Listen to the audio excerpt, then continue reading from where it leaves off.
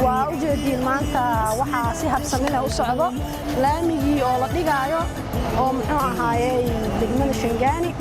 ما شاء الله وحان فرح سنة هاي سنو مامولك قولك بنادر وقرب تاقين هاي دقموينك دمان دقموينك وحا كسعدا أو سيحب سمينة وصعدا شخوين أو لغا وضع ما شاء الله وحان فرح سنة هاي مانتا إنو لاميجي نوب لوغي لامي دقيستيسي أو لاميجي لديقايو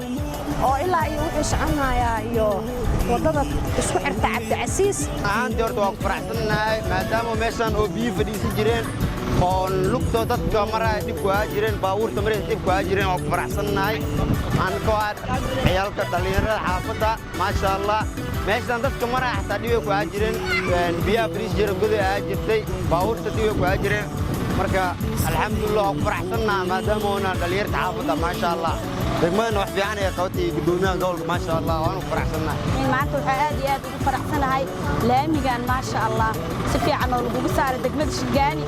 ee noo saartay laami nadiif oo noqonayo aad iyo aad ugu faraxsanahay hada sida hore sida doo ka fiican yahay ma sha Allah ku faraxsanahay ad maadaama laami la fiican waxaan ku faraxsanahay shaqada in la qabto waan ku mahadsan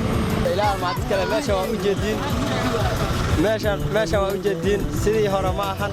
sidii hore ka sii qurxoonta awal markay baawarta mari jirtay waxay ahayd meel karkeeshin ah alxamdulillah maanta waa meel wanaagsan ma sha Allah aad iyo aad ugu faraxsanahay hadaan nahay yaalka xaafadda degmada aad iyo aad ugu faraxsanahay waan soo dhaweynaynaa ma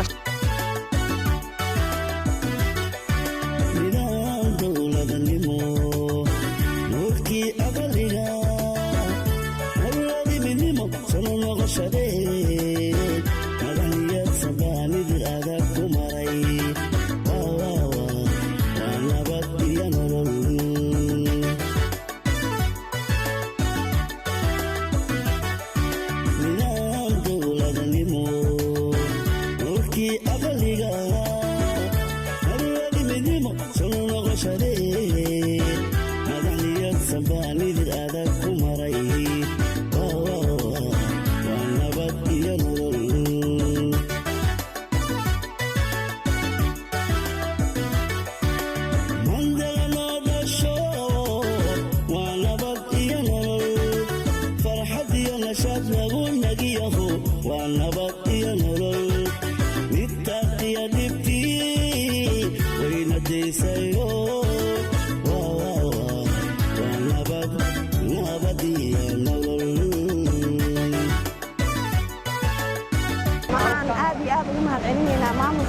banaadir oo garab taagan 17 degmo oo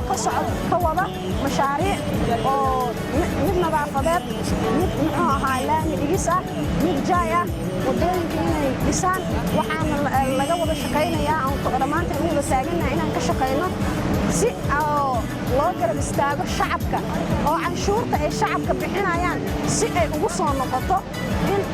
shacabkana waxaa hadda ay ku faraxsan yihiin dhammaan waxay joogaan meesha la dhigaayo laamiga waxayna ku wada faraxsan yihiin in loo dhiga aanan hiigsanayna insha allah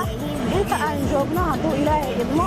mashaariicdan iyo mashaariic ka badanba inaan insha allah aan hirgelin doono oo maamulka banaadirna uu nala garab istaagsan yahay mar kasta inaan ka hirgelino degmada waxaan ka shaqaynayno waa inaan horumarino degmadeena